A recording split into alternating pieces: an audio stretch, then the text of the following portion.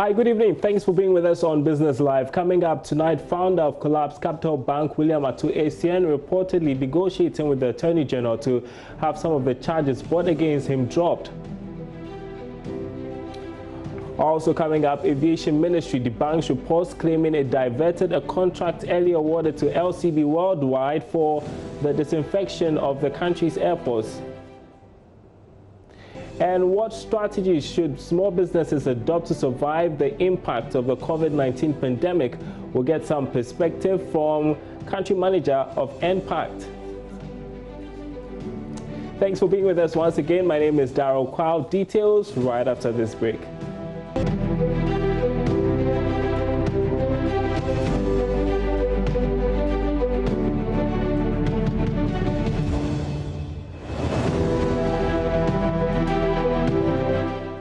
Tonight, the founder of Collapsed Capital Bank, William Atu-Essien, is said to have begun discussions with the Attorney General to have some of the charges brought against him dropped. This was disclosed in court by lawyers for Mr. Essien.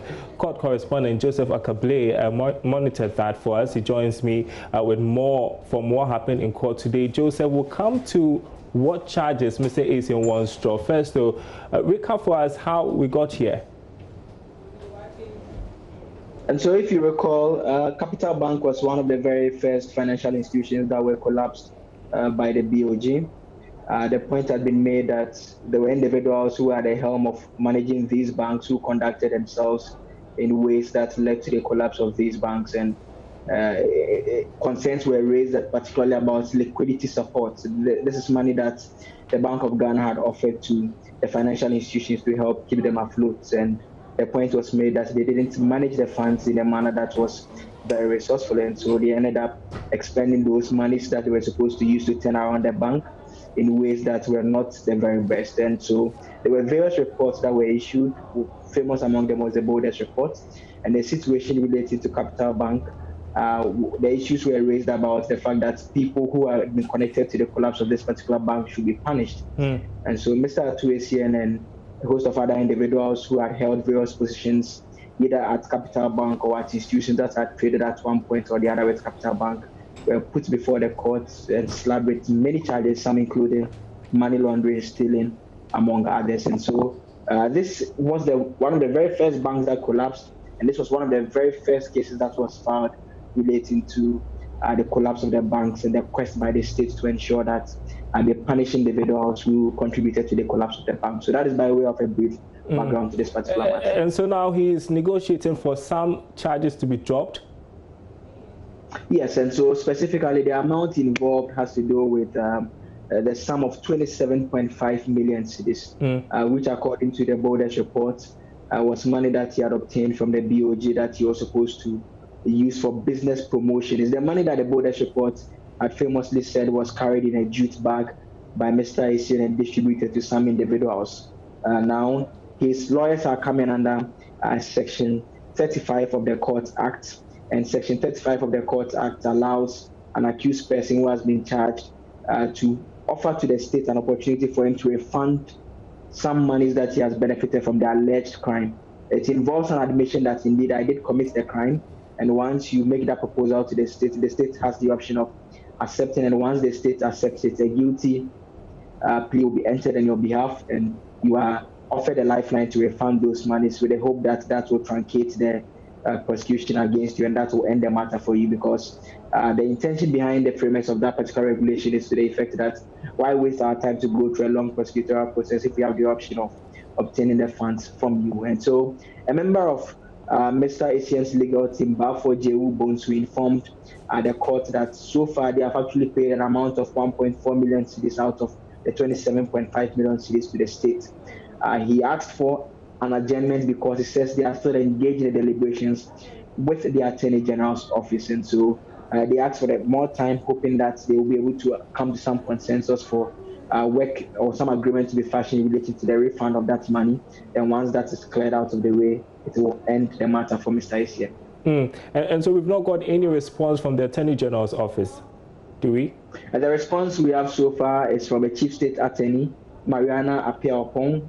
She represented the state in court today, and she confirms that indeed they are aware of this move by lawyers for Mr. Essien, in terms of reaching out to them and hoping that the matter will end in this particular matter. But the point is being made by the Chief State Attorney that they want a full proposal on paper submitted to the Attorney General's office, specifically Director of Public Prosecution's office, for a review to be done. And they should state in clear terms the payment plan, if there is to be one, or whether this is a one-off payment. All those are specific details that they expect in a valid plan. And once that plan is presented to the Director of Public Prosecution, a decision will be taken as to whether it should be accepted or not. And so for now, the AG's department is saying that they are waiting for the proposal to decide the next line of action. And so the judge gave them a 1-month adjournment, saying that they should come back on the 18th of June with a response as to whether the two sides, that is Mr. Etienne's lawyers and the AG's department, have been able to agree to determine whether the court proceeds to strike out the charges against him, or as to whether the case should proceed. All right, we'll see how things turn out. Thanks very much indeed, Joseph ACKAH, our court correspondent there with that update. We appreciate it. Now, the Aviation Ministry has debunked reports claiming it diverted a contract earlier awarded to LCB Worldwide for the disinfection of the country's airports. Charles Aite was at a press briefing today and reports. Addressing the issues surrounding the contracts for disinfection, Sector Minister Kofi Adda explains the reason for turning down the offer from LCB and says it is due to the cost implication it would have on passengers. The due process must be adhered to. Without that, you cannot twist my arm or put me under duress for me to get something done, because you're only pushing me to get into trouble. And that will not happen. So if anybody here has any association with Mr. Amarteng or Nadapoku or LCB, talk to them to just go and review the government process and go through it in a manner that has to be engaged for them to earn the contract that they deserve. I don't hold anything against LCB or any company that Nana Martin has or Nana Poku has, but they must do the right thing rather than going around, let me say, bad-mouthing me or any other person. LCB had earlier offered to undertake a disinfection exercise for the airports at a cost of $19 million, recoverable through a $20 charge per round trip to be borne by air passengers. However, the offer was rejected by the governing board of the Ghana Airport Company Limited, as it would have inadvertently led to a higher cost of air travel. I personally shared with the chief executive and his supporting staff that we should work on how to disinfect the cargo that's coming in. Remember, we closed the airport to passenger, but we not close to cargo. So the immediate disinfection of what was there was done manually, and we're sure that that has to be done. But if we have automated way of doing it regularly, so much the better for us. A comprehensive disinfection exercise at the Kotoka International Airport and other major airports across the country on April 28 led to the easing of air travel advisory in the wake of the coronavirus pandemic. The exercise was carried out concurrently at the Kumasi, Takoradi and Tamale airports. Over 200 personnel from Zoomlion Ghana put in 14 groups sprayed the entire Kotoka International Airport, including all 3 terminals, departure lounges, civil aviation buildings, roads, among others. Now, interest payment on loans to be granted to micro, small and medium enterprises has been reviewed from 5% to 3%. According to the Executive Director of the National Board for Small-Scale Industries, KOSI YANKEY-ARYEH, government reviewed the rate in response to the plight of small businesses in the country. She was addressing today's COVID-19 briefing. The interest rate, after deliberations with the President and the Ministry of Finance and Ministry of Trade and Industry, after conducting a survey with about 1,700 MSMEs in Ghana, initially we had suggested 5%, but the President, in consultation with the team, decided to review that interest rate due to the plight of the Ghanaian MSMEs at a time such as this to 3%. The moratorium still remains up to 1 year. And during the application process, MSMEs have the option of ensuring that they select a moratorium that would work best for them at a time like this.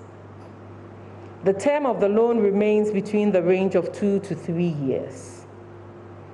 This was taken into consideration based on the information that we have received even from the Ministry of Information, which states that at this moment, COVID-19, we are all not sure when it would go away.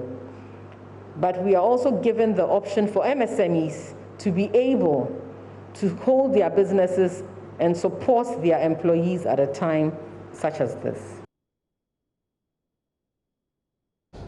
We are learning that about 5,000 applications have been received so far. Mrs. Yankee-ARYEH also gave an update on what is being done to fix the challenges with the online portal created to facilitate the receipt of applications from businesses. Currently, we have received some calls about the technology that we have launched. And I think it's important to share this on a podium such as this. Some of the challenges that have come up are that the USSD code times out at some point. It is important to note that the USSD is a short process, and so we have to be efficient in inputting data onto that. And also there were some technology or network challenges, and so we've worked to ensure that we have an efficient delivery of the USSD going forward. We also have set up a grievance center to ensure that all the complaints that we have would come to that portal to assist us answer the challenges that Ghanaians face. We have received some calls that the code hangs at some point and they are not able to finalize it. This is about 1% of the calls that we have received. And we want to assure Ghanaians and MSMEs, the micro, small, and medium enterprises, that we are working on this day and night to ensure that we give nothing but the best.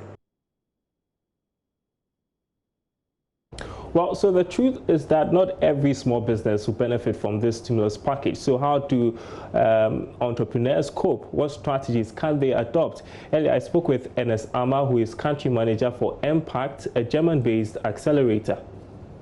Entrepreneurs have to think this way. You were already in business before COVID-19 came. You were tapping into your own entrepreneurial drive, spirit to survive and to thrive in business. So I think it's basically the same thing, just that now we are in a very uncomfortable situation. So you need some stimulation to step up and keep your business going. But what can you do without that support? You have to go back to the drawing board and see what you can do differently. As you rightly said, not all entrepreneurs are going to benefit from this. And the whole underlining and justification for a stimulus package is to incentivize, is to encourage businesses to keep moving, is to also sustain their cash flow and keep them liquid. So that's what it does. So it's like a first aid, is not a cure in itself. So the biggest challenge that COVID-19 is posing to all entrepreneurs is this is an opportunity to attempt different things, to push yourself a bit harder, to make sense of market trends and then the changes in consumer preferences, and tailor your businesses accordingly to meet emerging needs. So it's a challenge. And as entrepreneurs, we are expected to rise to the challenge. Okay, my final question to you, when should a small business face the reality that I'm not going to survive this period? Maybe I should just fold up or consider merging? Well, I think it depends on a lot of factors. If you have co-founders that you're working with, it's a time for all of you to come together and have a very frank conversation on where to take your business. If you don't see any opportunity for your business in these times, I would say don't be in a haste to quit. Just make some time to think through, because sometimes people quit because they haven't made time to figure out the existing or emerging opportunities. So what I would say is this is not a time to quit, because this is life. There's going to be more surprises ahead. If you're saying that for every new surprise that comes your way is a reason to quit, then I'm sorry, that's not what entrepreneurship is all about, because there will be change. The possibility what you need to do is to prepare yourself to manage these changes. The possibility so this is not the time to quit. The possibility of measures, I wanted to pick your thoughts on that, maybe joining forces and joining forces with somebody else to create a business together at this point. It makes sense because it makes sense to join forces together because it's also a way of spreading risk. Most often people think about the rewards, the benefits that comes in, but it's also a matter of spreading risk. So if you have like-minded people that you are comfortable with, people that you trust, they also people that are competent enough to help propel your business forward. Why not? This is an opportunity to also have conversations about mergers because that is one way of staying resilient and keeping your business sustainable. My conversation with ERNEST ARMAH, the country manager of Impact, German-based accelerator, earlier on the marketplace. Now let's take you to the Ashanti region, where the Kumasi Metropolitan Assembly says it is considering relaxed rent, levies and rates on businesses. It is in response to calls by business operators for some interventions to reduce the impact of COVID-19. Prince Appiah has more in this report. The effects of the COVID-19 on businesses in Ashanti region has been very impactful. So businesses and business operators have often called on authorities to relax on the levies, rates and taxes that are imposed on businesses here in Ashanti region. Considering the uncertainty in the system now, the flow of the business has changed a bit.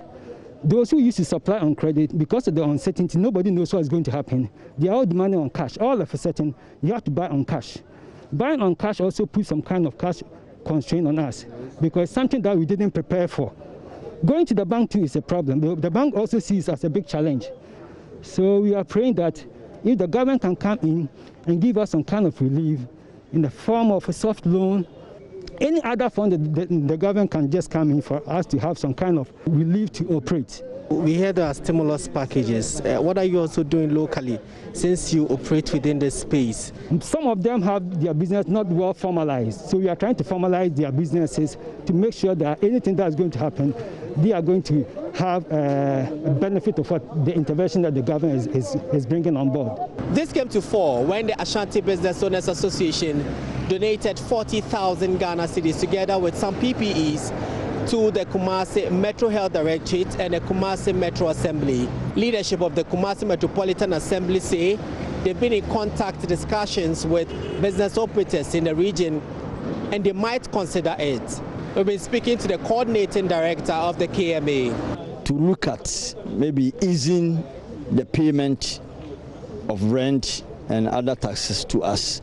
But I heard the secretary expressing concerns about some of these things, and we have heard them right. You know, we are all business partners in development.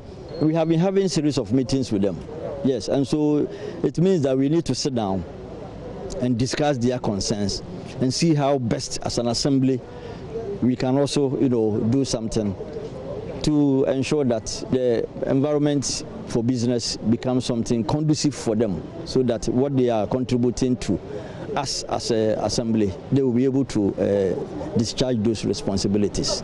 My name is Prince Appiah, reporting from Kumasi. And we move up to the Upper West region, where Royal Cozy Hills Hotel in the Jirapa municipality has donated Veronica buckets and assorted items worth 120,000 Ghana cedis for distribution to the various municipal and health directorates in the Upper West region to help in the fight against COVID-19.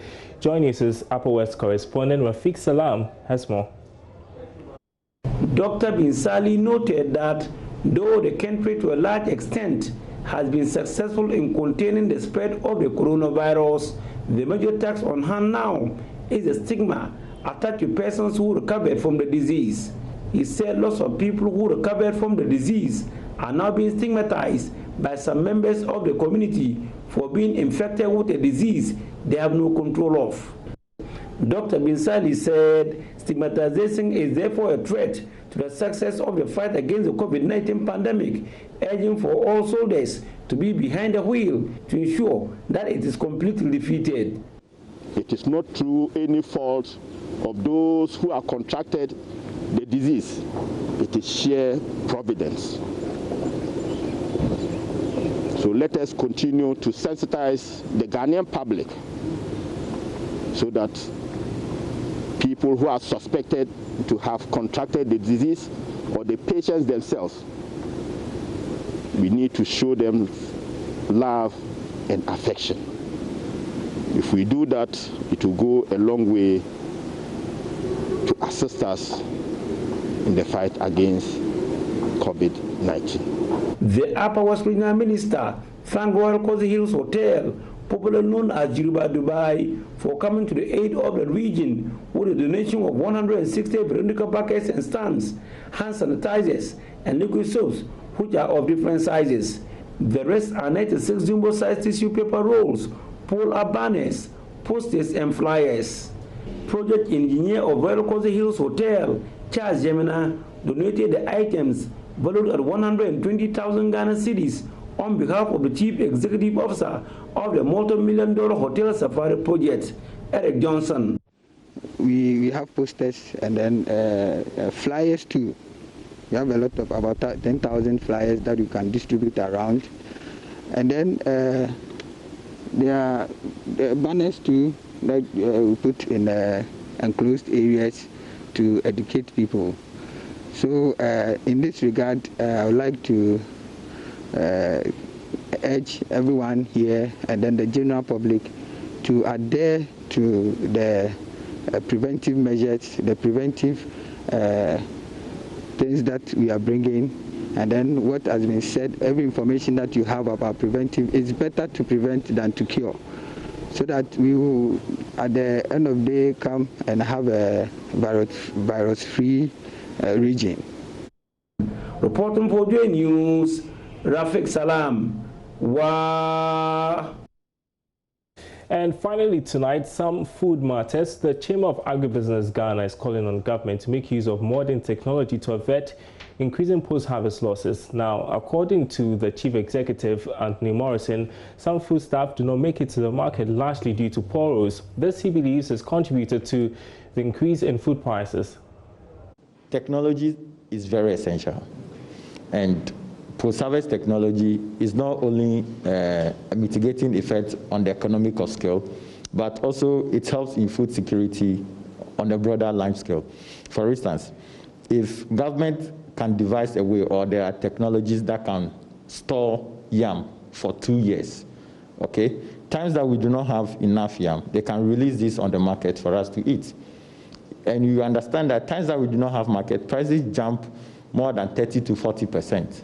Okay, it's also as a result of our farming system being based on the rain, natural rainfall or rain-fed. Then also you understand that in the northern part of Ghana, they have the unimodal system of farming. So they farm once a year. Meanwhile, in the south, they have the bimodal system of farming. So they do the 2 years farming system. Technology, when well used, can support all these issues that we are talking about. The Malabo Declaration have requested of government to make available at least 3% of their budgetary allocation for agriculture. And it must be an increasing budgetary allocation. And most governments have not been able to do that. The last time we were looking at the CADEP score for Ghana, we did 6.2. And I think that as an agriculture country, it should be hitting like 8 to 9. That is when we begin to talk about agriculture being the hub or the economy base of Ghana. So it's something that needs to be done. That's our program tonight. More news on our website, myjoyonline.com/business. You can read more about the founder of Collapse Capital Bank asking for charges to be dropped. My name is Daryl Kwao. Thanks for watching. We'll be back same time tomorrow.